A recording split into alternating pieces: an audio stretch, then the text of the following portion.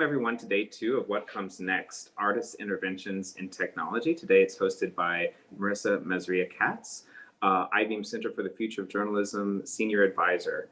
And it's my pleasure to welcome you all. My name is Roderick Schrock. I'm the Executive Director here at Eyebeam.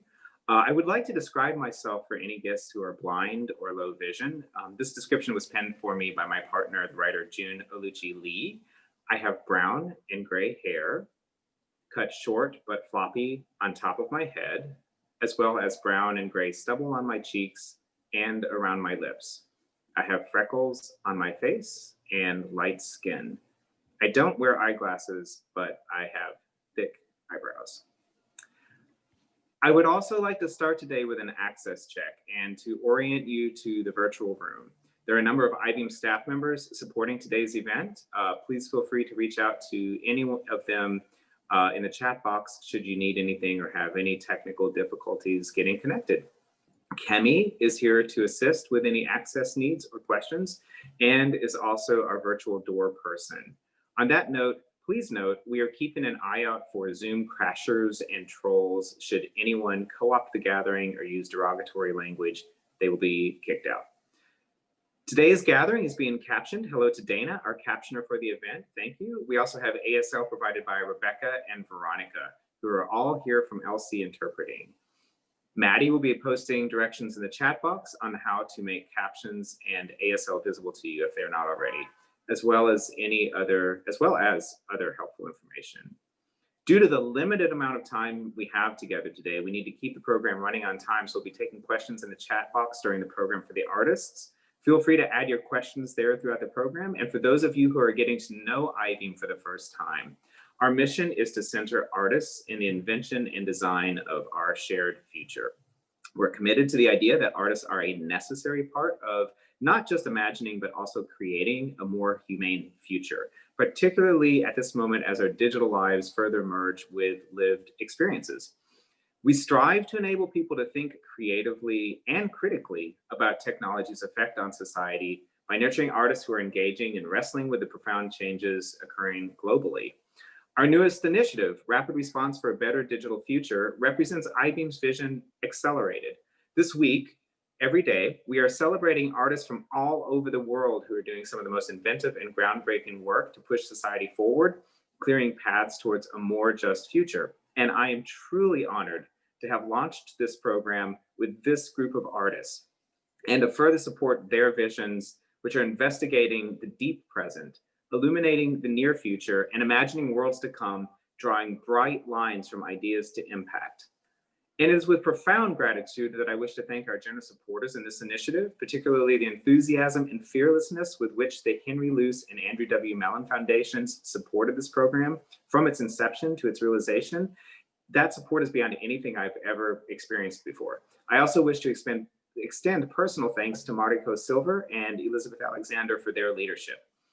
Additionally, I'd like to thank the Jerome Foundation, which has been a longtime funder of our residency program. And at the onset of COVID, they generously allowed us to pivot our resources for the launch of this program, Rapid Response. And to the board of directors at Eyebeam, I extend my deepest thanks for your support in so many quantifiable and unquantifiable arenas, and especially to our board chair, Joe Versace. Finally, Eyebeam is indebted to the longstanding visionary support of the Atlantic Foundation and the New York Council on the Arts. We are also extraordinarily pleased to acknowledge the support of the Beatrice Snyder Foundation and the O'Grady Foundation. Thank you to all of our donors who believe in our work. If you would like to support Eyebeam's work, please go to eyebeam.org. You will see the button to support at the top, and we appreciate everyone's involvement and engagement in our work. Now I would like to turn it over to Marisa Mazria Katz, who will be hosting today's gathering after sharing a little more about her work with you. Marisa, as I mentioned, is a senior advisor to the Eyebeam Center for the Future of Journalism, is a New York-based writer who has covered culture and politics in cities that include Casablanca, Kabul, Port-au-Prince, and Istanbul. Her work has been featured in several publications such as the Wall Street Journal, Financial Times, Time, Vogue, and the New York Times. In addition to her writing, she ran a US State Department-sponsored program in Casablanca that taught journalism and blogging to youth who have been marginalized. Marisa was the founding editor of Creative Time Reports, a website from the public art nonprofit Creative Time, which co-published artists' work with The Guardian, Al Jazeera America, Foreign Policy, The New Yorker, Slate, Salon, The Intercept, and many more. It's with great enthusiasm that I turn over today's proceedings to you, Marisa, and thank you all for being here with us today. Thank you so much, Roddy. Hello, and thank you all for joining us today. As Roddy mentioned, my name is Marisa Mazria Katz. I'm going to do a brief description of myself. I have wavy brown hair and light olive skin. I am a Jew of Syrian descent who wears glasses with a pink frame, and behind them I have hazel eyes. As Roddy mentioned, I'm a journalist, and I also run Eyebeam Center for the Future of Journalism, which is entering its second year this November. The Center for Journalism, or as ECFJ we like to call it, is an experimental grant-making program that supports artists and artist journalist teams producing innovative and revelatory journalistic work for major media outlets. So as many of you know, today's topic is engaging and fortifying democracy, which is undeniably resonant with the moment we are all living through, no matter where you're tuning in from. As February became March this year, many of us saw our lives shrink to four walls, and technology became a lifeline to our families, work, and news about the rapidly changing world around us. And as the days passed, we saw a pandemic tear across the globe, and here in the US, ravage disproportionately communities of color. We also saw from the highest echelons of power in this country, a message totally disentangled from the reality of the tragedy, a kind of national gaslighting that continues to create chaos in our daily lives. And in the midst of it all, a protest movement swept across the country in the wake of the killing of George Floyd by the police. It was a moment the writer Charles Blow described as one that was not just about Floyd's killing in particular, but about the savagery and carnage that his death represents, the nearly unchecked ability of the state to act with impunity in the oppression of Black bodies and the taking of Black life. In the days and months since, we have seen an outpouring of protests in defense of Black lives, coupled with demands for defunding the police. And despite it all, progress on the issue of police reform has remained elusive. In June, Eyebeam announced its first cohort of artists for the Rapid Response Fellowship. I'm going to guess that this is an audience that's well steeped in the knowledge that artists' voices matter, and they are and have always been at the forefront of change. And I like to bring up Howard Zinn, whose book, Artists in Times of War. In it, he wrote that the role of the artist is to transcend conventional wisdom, to transcend the word of the establishment, to transcend the orthodoxy, to go beyond and escape what is handed down by the government or what is said in the media. And it is their job to think outside the boundaries of permissible thought and dare to say things that no one else will. And I think it's really fair to say that on some level, all the artists chosen for Rapid Response have absolutely done that.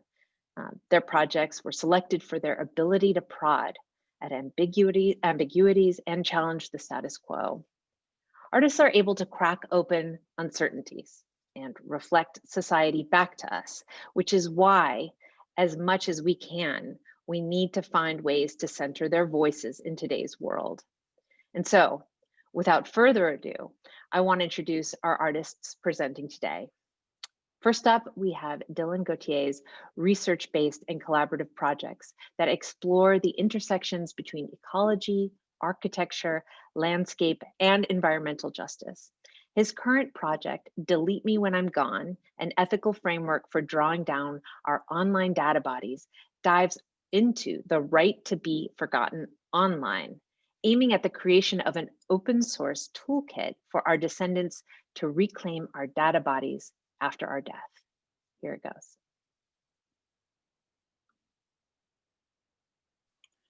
Hi, everybody. I'm Dylan Gautier. Thanks so much to the Eyebeam team, Roddy, Sally, Jay, Kemi, Marissa, Maddie, and to all the Rapid Response Fellows. It's been an honor to get to be a part of this with you all over the past few months. So I'm an artist and designer and organizer in New York. I'm a white male, light olive skin, short cropped, curly black hair and green eyes. And my project for Eyebeam's Rapid Response residency is Delete Me When I'm Gone. It's an artwork, a policy shaping framework, a data rights activism tool, and an app envisioning a conversation around death and data and the limits of surveillance capitalism. It takes a starting point from the novel Dead Souls by Nikolai Gogol, in which the protagonist is a disgraced civil servant who acquires property by buying souls of dead peasants, actually their birth, death, and tax data from landowners. By the end of the book, we come to see that the protagonist is in fact the devil. Dead Souls has a lot of similarities with surveillance capitalism today, from Facebook harvesting profiles of the dead to replicant-like Russian Twitter bots who may have helped steal an election, and the murky world of online data brokers who mine divisions and similarities between our online selves, our data bodies, and the bodies we inhabit IRL. As Legacy Russell has written, every 48 hours online, we generate as much information as was generated in written history from the beginning of civilization to 2003. Much of this information is generated without our knowledge. In fact, surveillance capitalism has created a universe where our data bodies can outlive us, potentially in perpetuity. Both in our lives and in our afterlives, they can be harvested, sold, and leveraged to extract knowledge about patterns of behavior, social networks and relationships, trends, and political orientations. So how long should we let our personal data remain online after we die is one of the guiding questions of this project, as are questions about what happens when our data comes back to haunt us. According to a 2019 Pew Research poll, the majority of Americans are concerned with ways their data is being used online, but there's very little transparency, and only 15% of Americans feel they have control of the data collected about them. 78% of respondents said they had little understanding of what was being done with their data by governments or private companies. And so what we see right now is that in spite of very high-profile scams and breaches that have perhaps created an awareness and a lack of confidence and mistrust in government and corporate use of our online data, there still remains a real need for dialogue and education around data literacy. The COVID situation, of course, exposes many more data security issues. For example, technologies like Zoom have been adopted by millions almost overnight with little questioning of the risks. Zoom has been criticized for a range of privacy issues, including sharing user data with Facebook without consent and claiming that the app had end-to-end encryption, which it does not. Worse horizons lay ahead with the tech that's being developed for contact tracing by Apple and Google and other companies. I bring to this my firsthand experience after my mother passed away from COVID earlier this year, about a week after her 75th birthday. As so many experienced during this time, my only visits with her were by FaceTiming with nurses and eventually her hospice staff. We had a Zoom Shiva because family members couldn't travel or gather. And all of this was done, fairly, on the fly as we had to, because there was really no other choice. What I realized after she died was that most of her data online was irretrievable. So I could access data on some websites and social media accounts, but the majority of the parts of her data body were beyond my reach. Thinking that all this data would continue taking up space on servers and energy, potentially being bundled and sold by data brokers, was pretty awful. The right to be forgotten is also an ecological position in line with climate change action, and there is an ecological toll of storing so much data in perpetuity. My mom was an environmentalist, feminist, social worker, and she was adamant that she didn't want to be buried. So I've been trying to extract as much of her data as I can, and I've been working to render this in paper, which I can then cremate and mix in with her ashes, removing it from any database I'm able to before being able to deliver it to the wind. This project is inspired by the Our Data Bodies Collective, the EFF, the Surveillance Technology Oversight Project. On the surface of the app part of this project, an app that offers a number of tools for planning for a data end of life and managing your specific data, which can be sent to another person who you can elect to carry out your advanced data directives. So this is the app's kind of hook to draw you in. But beyond that, the app is an education and citizen activism platform, offers ways to get involved and shape policy, and alerts you to campaigns in your area that you can join that are helping to shape data privacy in your state. I'm also looking to integrate the app with the open source survey research platform Polis to conduct user-centered survey research around needs and hopes for data afterlives. The ideal release for the app would be timed with a long-form journalism piece about data in the time of COVID and the need for widespread national data policy. The hope is that it can also help leverage bills like that was proposed by New York State Senator Kevin Thomas this year, the COVID-19 Privacy Act, which is currently sitting on Governor Cuomo's desk waiting to be signed, along with the New York Privacy Act, which stalled out in the Senate, but there is hope that these can be picked up again in the new session next year. Deciding the future of our digital assets has become part of our end-of-life planning, and it's more and more common for folks to appoint a digital executor to manage their digital content, files, hard drives, photos, and music. But this approach is still focused on the individual who has to opt out of certain services and opt in to control their ownership rights over content on others. And it does not take into account the data that we do not directly control. So the onus is always on us to guess at which companies actually hold our data. This can lead to race and class disparities, as it has in the ability to manage our data bodies, as those who have more time and resources to put into thinking about their data are better positioned to take control of it. So the app proposes that there must be a way to create a collective, user-owned, anti-colonial and anti-racist, equitable and just framework for us to manage our data bodies in life and beyond together. So this is the thinking behind the app. There are a couple of ways of accessing it. One is that you can give it your username and it'll then take a look and see what it thinks it can find about you. It'll then provide instructions for removing your information, which you can either do yourself, or if you are doing this as part of end-of-life planning, you can send this to an executor, a friend, somebody that you want to be responsible for your data after you die. It also can bring up a list of current actions and activities, so legislation that's pending in your location. And there's a whole resource library part of it that is connecting some of these other groups, EFF, ODB, with a resource library so that people can inform themselves. There's a tutorial on what data is built into the app as well, so that we can all kind of get to a baseline understanding. So finishing, you can follow the project online here. Thank you all very much. Thank you so much, Dylan. That was really exciting, and I'm looking forward to seeing what comes next. And I want to introduce our next project, which is Roopa Vasudevan's work, which uses data and technology in order to interrogate or subvert social and cultural practices. Roopa has been focusing on issues of human identity and agency in the digital era. She is designing a practical toolkit for creative resistance through tech-based art based on a theory of strategic transparency. And here's Roopa's presentation. Hello, everyone. My name is Roopa Vasudevan, and I'm a media artist and researcher based on the traditional Lenni Lenape territory now known as Philadelphia. I have brown skin, long black hair that is currently tied in a braid, a nose ring in my left nostril, and glasses, and I'm recording this video from my home office. I'd just like to start by saying thank you to everyone at Eyebeam for this opportunity and for bringing together a cohort of truly incredible artists and thinkers. It's been a real honor to be part of this journey so far, and I'm really looking forward to where it takes us all next. My past work and practice has centered on examining data collection and representation and its impact on social and political processes of understanding and interpretation. I've traditionally relied a lot on social media APIs, open data sources, and other tools and material owned and operated by corporate and state entities in order to do my work. Over time, I've come to feel really constrained by the degree of control that big tech exerts over my work, even as, more often than not, I'm not using it in ways that are sanctioned or proper. And it's not just me. Plenty of other artists have expressed dismay with policies adopted by big companies who outwardly seem to embrace creative uses of their tools while instituting policies that in practice quash that very creativity. Every time we deal with an API changing, a domain renewal, or an adjustment of a front-end interface, we are also at the whim of decisions made by powerful interests in their pursuit of profit and control. As part of the work that I'm doing for my PhD research, guided by the question of how do decisions made by tech giants influence artistic practices, I've been interviewing artists and colleagues about their work to see how they've been impacted by these practices. I've been really disheartened to realize, even at this early stage, that artists who work with technology find it nearly impossible to extricate themselves from the grasp of surveillance capitalism and corporate control. Just by virtue of using the tools, artists are forced to constantly adapt their processes to the demands of those who control the technology, reinforcing their dominance and, to some extent, undermining any intended critical statement or commentary desired from the work.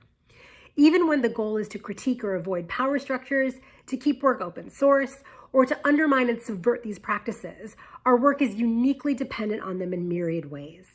We rely on big technology companies for access to hardware, software, APIs, funding, material support, and other resources, often to make work that exposes and widely disseminates injustices that we see in those very systems. And these same institutions also often use the work that we make to outwardly position themselves as embracing those who use their services beyond their intended purposes, while figuring out ways to either co-opt those practices to serve profit motives or shut them down completely. This makes the really important work of critical technological practice run forever in a cat and mouse cycle with the structures that they are trying to reveal and illuminate, and frames resistance almost entirely in the terms of those in power. This has led me to the questions that I've pursued over the course of the Rapid Response Fellowship. How do artists reinforce the dominance of surveillance capitalism in big tech, even as we seek to make work to critique it? How can we be self-reflexive about our role in how these institutions create and manage their own self-images? And how can we manipulate that or take advantage of it in order to engineer the change that we actually desire? Initially, I started out thinking that my work during phase 1 was going to be developing a practical toolkit for implementing a framework that I've been calling strategic transparency. This is based on the belief that one of the most commonly seen techniques used by the critical tech artist to loudly reveal and expose truths about technology to a wide audience may work in some instances and in the short term, but ultimately it often falls short of leading to larger structural change. Strategic transparency questions this move to open the black box and asks what would instead happen if we worked within the darkness and murkiness of technology as a way of covering or disguising our true intentions, and taking advantage of duration and conformity as tactical approaches.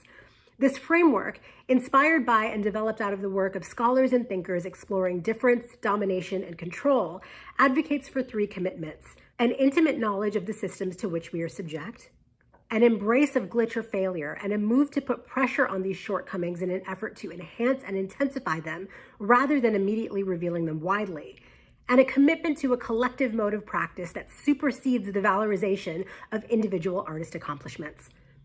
However, with time and research, I realized that before I could start thinking about goals 1 and 2, as important and relevant as I still think they are, I needed to take a step back and focus on number 3. I've realized that tech artists' conceptions of resistance and the way that we use it in our work are extremely individualistic. There's an inherent tension between creating a work designed to serve a social justice goal while at the same time advancing one's own career. Often we can't afford to conform, blend in, or work in the background because we need that acknowledgement in order to survive doing what we're doing. I thus felt it was really important to begin my work by engaging tech artists in community and facilitating discussions in an attempt to form a kind of values and goals alignment before developing more tactical strategies. And so I've spent phase 1 developing and beginning to implement what I've called creative resistance workshops. In these workshops, through guided writing and discussion, small groups of artists explore what resistance means in their practices, look meaningfully at how these conceptions might cause harm or reinforce oppressive power structures, and make commitments for their work going forward. Each session ends with participants collaboratively writing a manifesto outlining who they are, what they're concerned by, and what they envision for their futures. I've had an overwhelmingly positive response to these workshops.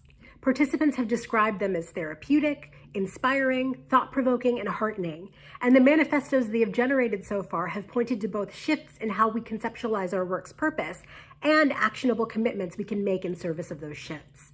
The goal of my project has always been, and will continue to be going forward, to offer an alternative, future-oriented way of thinking about the aims of critical new media art practice, beyond the immediate overt exposure of unjust technological systems.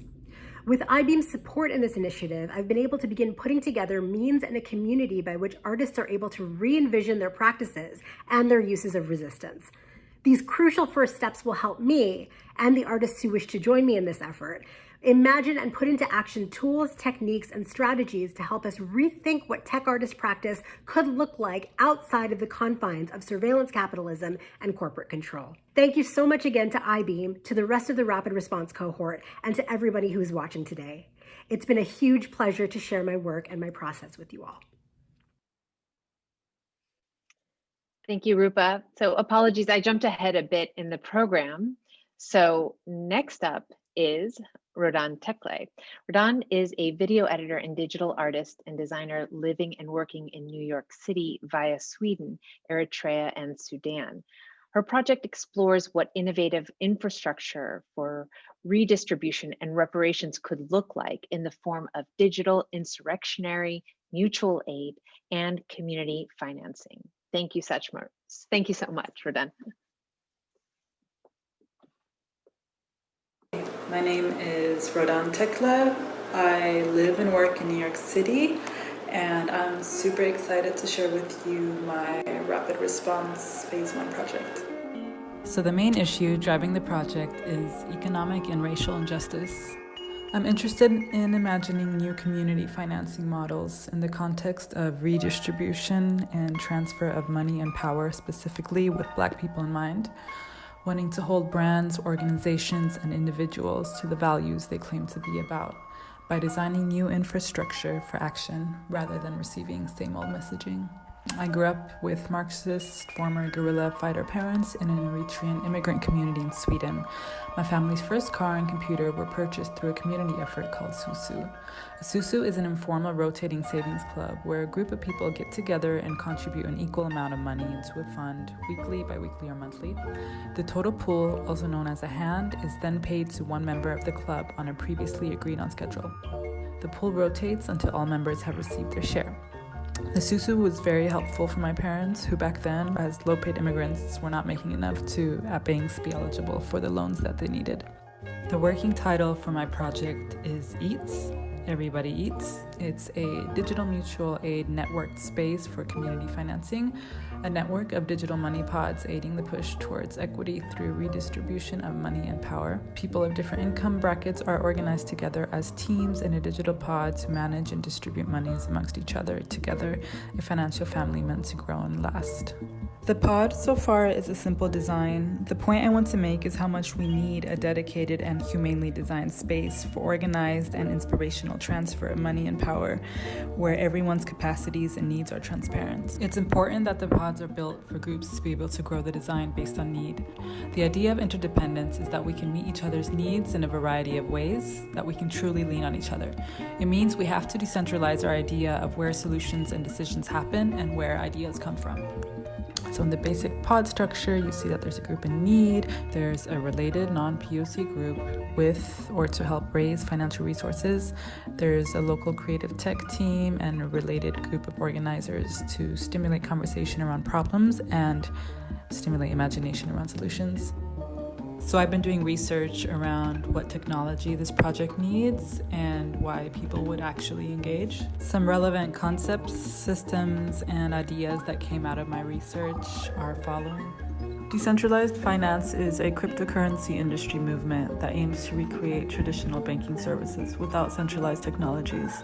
It's implemented through dApps, which are usually built on a blockchain like Ethereum. The crypto community has applied its decentralized approach in extremely selective ways. It doesn't apply to people who are getting killed by police unarmed, but it does apply to startups that need funding for whatever reason. Blockchain in itself is a political statement, the ability to organize outside of government control. But what about decentralizing justice, or reparations, or other aspects of society that are critical to the ways people live? Smart contracts help the issue of trust that could be the main challenge when it comes to dealing with money in a virtual group. The blockchain Hedera hash graph is interesting as it's more stable and secure, more fair, and more energy efficient compared to other blockchains. The internet is central to our lives, but in New York City, far too many people don't have access. There are some mesh networks that are dedicated to ending the digital divide and extending high-speed, reliable internet to all New Yorkers. Neutral networks like this do not monitor, collect, store, or block any user data or content. Rhetorical software via dark inquiry is a tool for Luddites, users, and practitioners alike to imagine technology in the service of justice and human flourishing. Rhetorical software turns the logic of a system against itself by hijacking a technology, concept, or process to demonstrate its pathology. It redirects the force and momentum of an oppressive system against itself. The future is here, it's just not equally distributed. And if power of the future belongs to many, recalibrated power requires a collectivist mindset. It's dangerous for any of us to attempt to change this violent status quo without first building community leverage with each other. We can draw from our diverse ancestral and experiential wisdoms and usher in the next economy based on balanced, life-affirming relationships. I'm currently building a website for this project as it grows, so far with a work in progress manifesto and some highlighted aspects of the project. So throughout phase one, a couple of several friends in my community have had amazing growth with their community projects, mainly here in Bed-Stuy, fueled by the times and the urgency. The idea is to grow my project within my community. There are several organizations and people that I'm interested in building with. So there's Building Black Bed-Stuy, Playground Coffee Shop, Poppy Juice. I've been super inspired by Abolish Time, which is a digital community, Cassandra Press, Ideal Black Female, Cyber Doula, and more. And I'm excited to figure out how my project can grow within the context. Thank you so much for watching. If you want to get in touch regarding this project, please hit me up at rodan@studiojimby.com. Thanks. Thank you so much for that presentation. And the next project that we're going to present is the Solidarity Study Group and needs no introduction.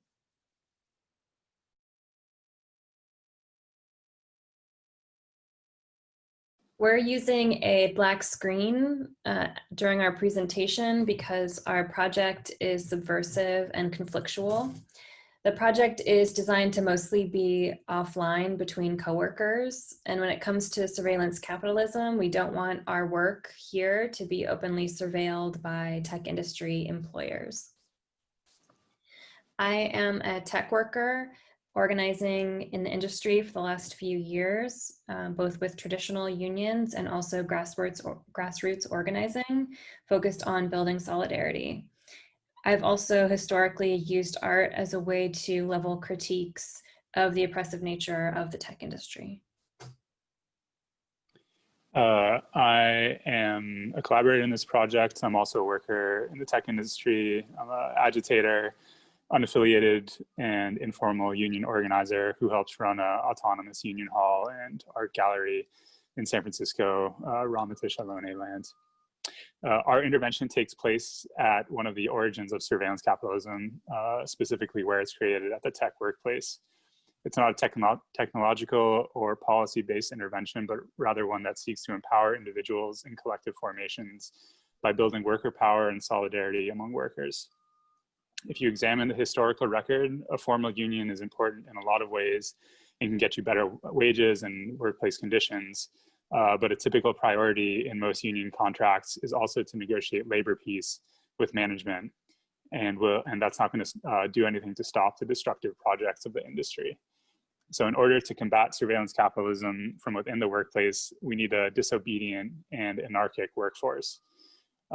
We also need artistic intervention in the labor movement to get to that point, which is what brought us to this residency.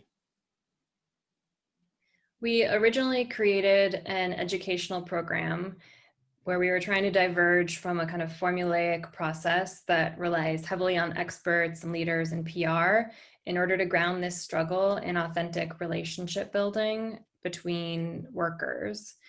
The reading group that we developed really tried to orient people's perspective of solidarity away from a particular institution and more about historical and contemporary examples of working class grassroots solidarity.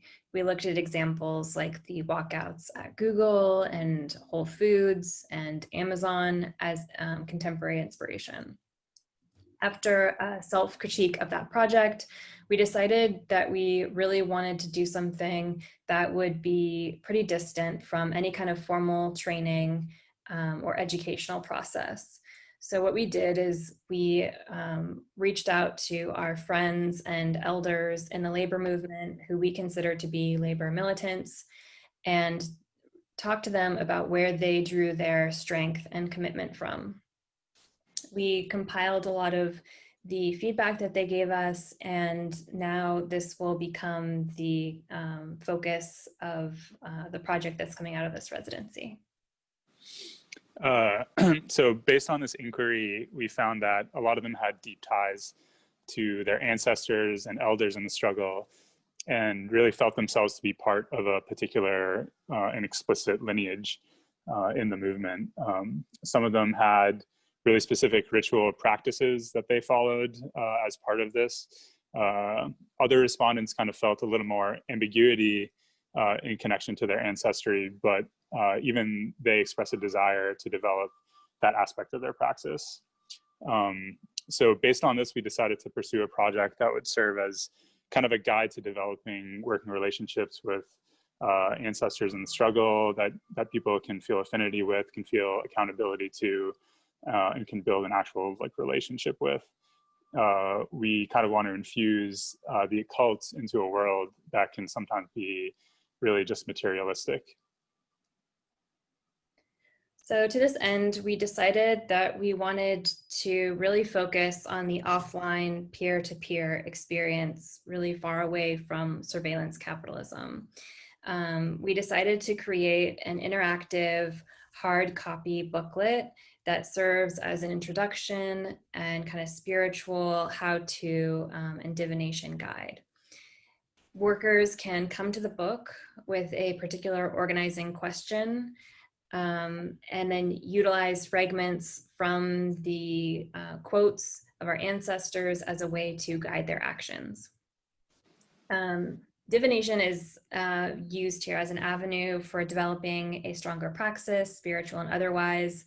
It's also a practical and creative way to solve strategic problems that encourages individuals to really embrace their own autonomy when it comes to decision-making and strategy.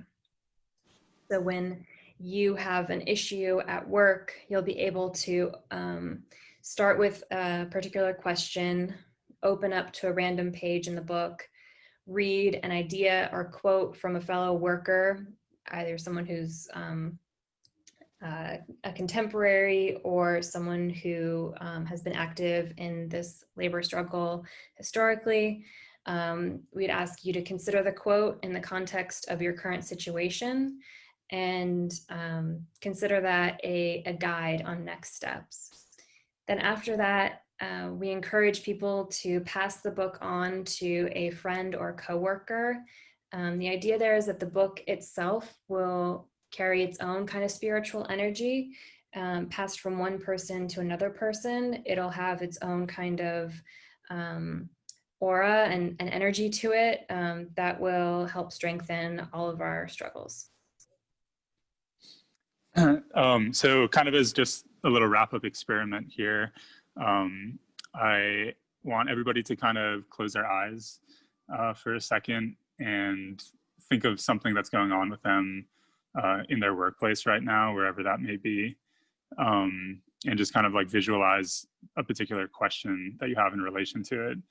And then we're going to put up a selection of these fragments from our oracle. And I want your eyes just to kind of go to one and hold on to it, and then return to this phrase later today or maybe tomorrow, kind of reflect on it and how it impacts your decision making. So thank you for participating in that. Our next steps are basically to finish this book, publish hard copies for people to share. We want to thank Rapid Response for their support in this, as well as all the other artists in the residency for giving us feedback and providing a lot of inspiration in this project. Thank you. Thank you.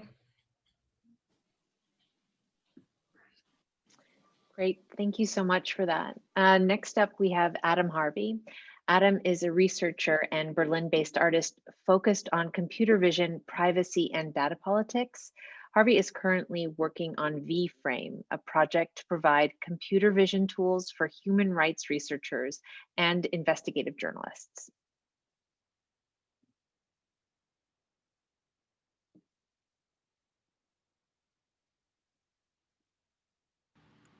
Hi, and welcome to my presentation on body cams and computer vision tools for parsing and analyzing Axon body camera footage.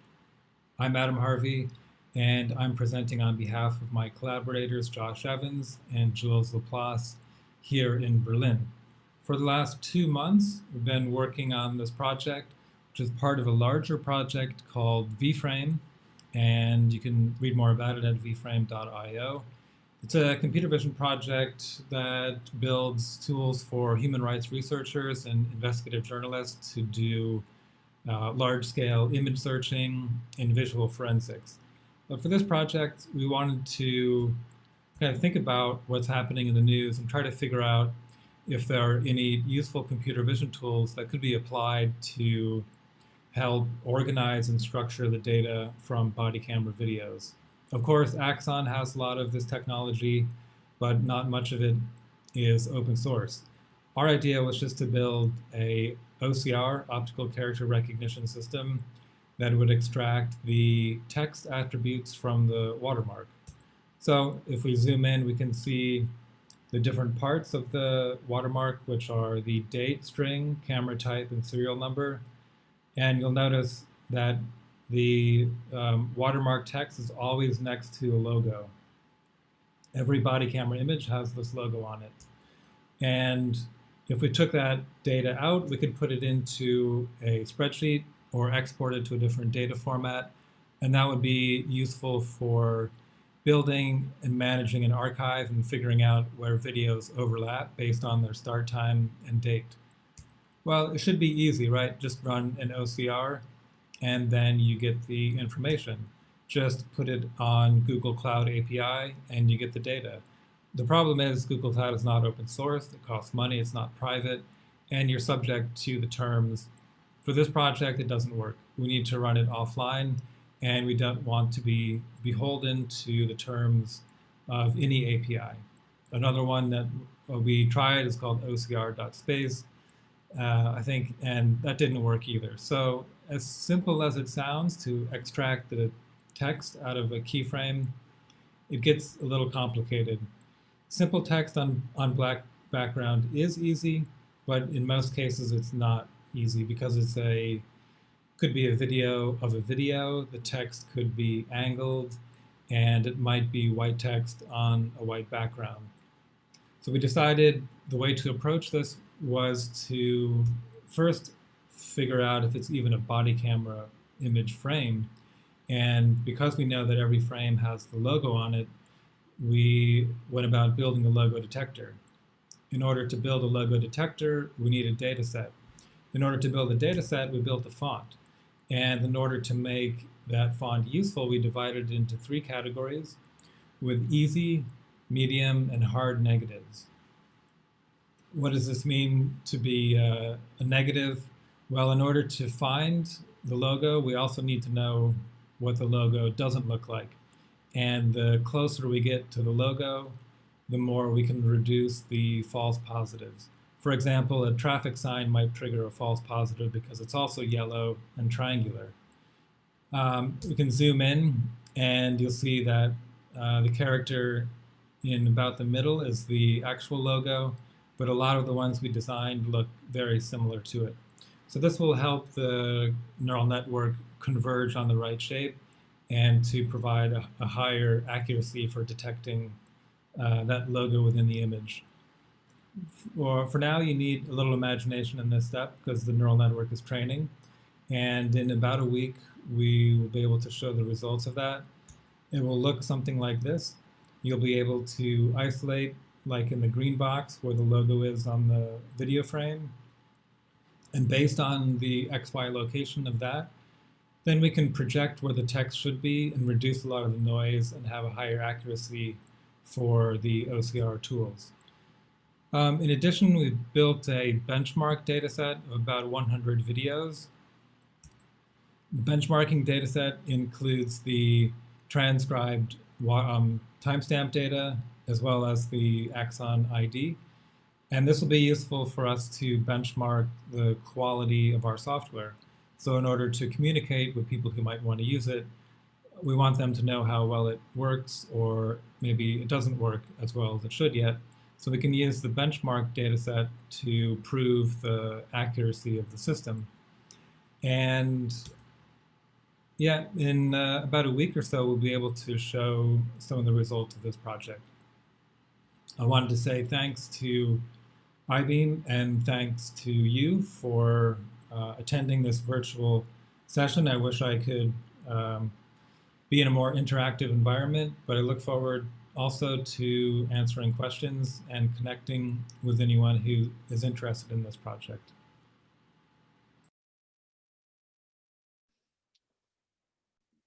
Thank you, Adam, for that. And now we have Ari Melenciano. Ari is an artist, designer, creative technologist, researcher, and educator passionate about relationships between design and the human experience. Her project, Utu, simulates a utopian society rooted in natural intelligence, offering a potential future for more equitable, humane, and sustainable ecological orientations. Here we go.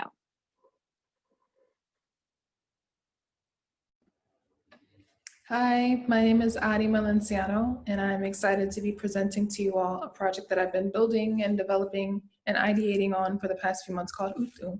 And so in developing, and before even developing Utu, I was thinking a lot about the internet as an experience, how to create the internet being more of an experience as opposed to being this purely utilitarian tool of about how can we get from point A to point B and that really be it, but more of how can this way that we engage with information, navigate through the web, be more something that's experiential, artistic, and design oriented. And allowing room for spontaneous discovery. One of my favorite parts of traveling, especially in a new city, is just being able to walk around and come across new spaces, whether it's record shops or bookstores, and being able to learn just because I happened to come across it. And so with the age of the internet and surveillance capitalism, it's so hard to come across information that you would have never come across because the internet is designed to be curated based off of your behavior. So what if it was an anti-curation in that form? Another being digital architecture, psychogeography. So I feel like this is a new area that we haven't really explored much yet, but thinking about how architecture can exist inside of the web and how we can create spaces on the web, in the internet, with the philosophies and science of psychogeography, making sure that it allows people to feel good as they're moving through these spaces. And also just a vision for new worlds. How can I create a space that's an example of pluriverses and multiple utopias? And what would it be like for people to be able to navigate through this space that is giving different visions and that we can then operate from and build off of and change? And I'm also thinking a lot about biomimicry. How can we create systems that reflect natural order and systems? Pedagogy, so how can we think about the ways that we're learning? Communication, how can we think about the ways that we are communicating with one another? And information, how can we think about new ways of engaging with information that we may have never come across, or information that we already know, or just a variety of information. So in first embarking on this project, I did a lot of research, some reading new books that I had never read before, like Low Tech, Design by Radical Indigenism, The Hidden Life of Trees, and the Ojama villages in Tanzania to study biomimicry. I was looking a lot at, not biomimicry with Ojama villages, it was more of socialism, and I was studying studying biomimicry, how trees are often navigate and form as a sort of socialist entity, and also studying pedagogy, two of some of my favorite, Teaching the Transgressed and Pedagogy of the Oppressed. Also studying a lot of Afrocentric design and practices, whether it's villages in West Africa, and studying how they have designed spaces to computing and indigenous design of African fractal mathematics. And then also politics design and others. And then also outputting a lot of my research on omni-specialized design. So how have I synthesizing all the information that I had done, the research I had done, and then outputting it so that other people can use it for their own purposes. And a lot of my work ties very closely to the work of Victor Papanek, who's been very influential to me, but also here, shown here, work of Stuart Brandt and Stuart Brandt's development of the Whole Earth Catalog. And Victor and Stuart Brandt, Victor's work being shown here, both are thinking very critically and strategically about how so many information nodes are relevant to each other, and it's all fluid and everything is connected. And that's the main purpose of this project, of showing how so many facets of the world are connected with one another. And so it's immersing it into an environment where people are able to engage with a lot of different sources of information and move through it easily, but also eventually realize that all of these areas have different connections within each other. So studying a lot of the ways that they have been able to do this. And a quote on the left being, the only humane and effective way to break the negative grip of anti-culture is with animation. So how animation can be used to create sovereignty and to empower and to just expose and highlight. And then also a lot of studying on information theory, of how this information, how we can study critically how we are exposing, sharing, engaging with, discovering new forms of information through this new platform. And so through this, I was developing architecture of digital environments, so creating these virtual spaces. I was thinking about pedagogy, getting away from this panopticon of a classroom and a one-size-fits-all kind of educational model, but more of how can the space be an educational model that is immersive, spontaneous, interactive, very eclectic. Thinking about the experience, so the spatialization of information, of sound, of experiences, of sensors, sensorial kind of experiences that's not catered to you via data analytics, but maybe it's a subversion of the data analytic curation, and it's not doing what you think it thinks you like, but just something completely different. So how can we get out of these echo chambers, especially political echo chambers? Maybe we can expose to the rationality of people that are of a completely different political origin or practice than we are. Maybe that will allow us to understand each other a little bit better. So thinking a lot about how information is shared, discovered, and experienced, and the placement of this information. So thinking of it kind of like a counter map of, instead of geographic locations of things that we can identify quickly, instead it being these are different areas of study. And as you move through this virtual environment, whether you're going from weaving tactics to architecture, that merging space between them is showing you the interdisciplinary form when you are interdisciplinary research that's engaging both with weaving and with architecture. What might that be like? And just a passage, a way of moving through pedagogy. And as someone who loves modular synthesizers, thinking about the relationship of being able to create these new forms through patch cables. So similar to a lot of node-based programming, how can this environment be a place where you can patch different information and create a new world? And so in developing prototypes, I started off with one being Metamorphosis, which was designed to be a modular, a healing modality using audiovisuality, considering how different energy centers or chakras, if you're practicing of the Eastern philosophies, how chakras have their own energy centers, are their own energy centers, and how these energy centers have their own frequencies that directly align to those energy centers. And also merging them with African drums, which have been historically used for sounds of revolution, and creating this in the time of the uprising, the second uprising of the second wave of Black Lives Matter movement. And so hearing protest and constant chants of affirmations and thinking about what are these things doing to us epigenetically as a group of people, and how can we make sure that we're healing and taking care of ourselves through sound and color. So again, a lot of research and studying how sound can affect people and how they tie directly to us, thinking about the psychogeography of this virtual space, so designing the environment, and then creating it and putting it all on the web. So a completely web accessible VR experience that's thinking again about the internet as a sort of experience as opposed to a tool. And so as you move through this space, I'm gonna play it and you'll have spatialized sound as you get closer to the spheres.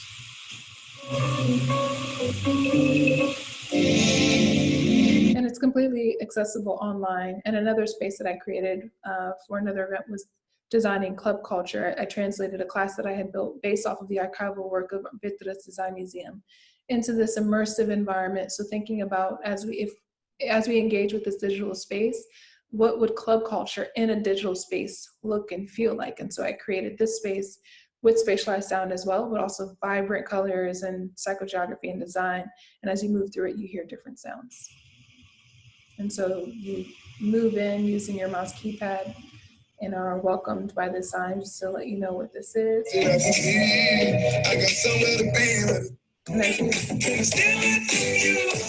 you move closer to the devices, you hear the sounds. And so this is all research that's being put into this new environment where I'm creating these virtual environments for online exploration. So using spatialized sound, using interactive media, but using these just as a container to bring in a lot of different pedagogy and information.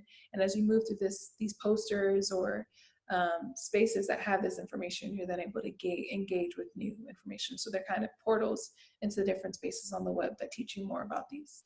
And so, as I mentioned, portals of just as you move through these different spaces, you're leading into learning about a variety of different branches of knowledge, whether it's quantum mechanics merged with sound design, and you enter that portal and discover more, or another portal leading you into considerations on environment in tandem with Dadaism.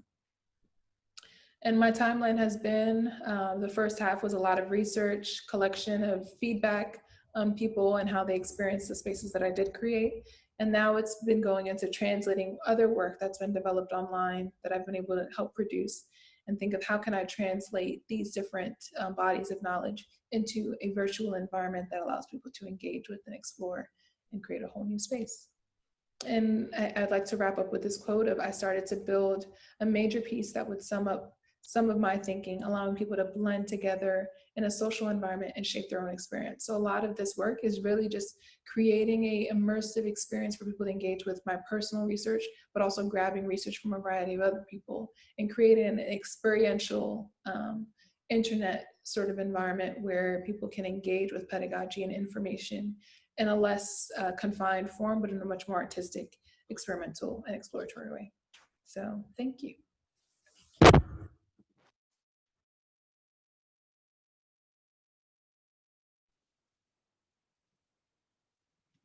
Thank you so much for that. And thank you so much for everyone for joining us. These are the handles of everybody who presented today. And Roddy, did you have a final word?